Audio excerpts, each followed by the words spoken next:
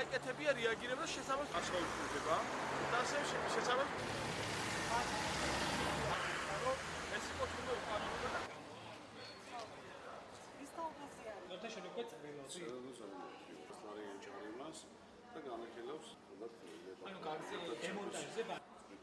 რამოდენიმე დღის უკან პირადად ჩემი როგორც მაჟორიტარ დეპუტატობის კანდიდატის პლაკატი ჩემმა წარმომადგენლმა მიაკრა ამ აღნიშნულ ტერიტორიაზე.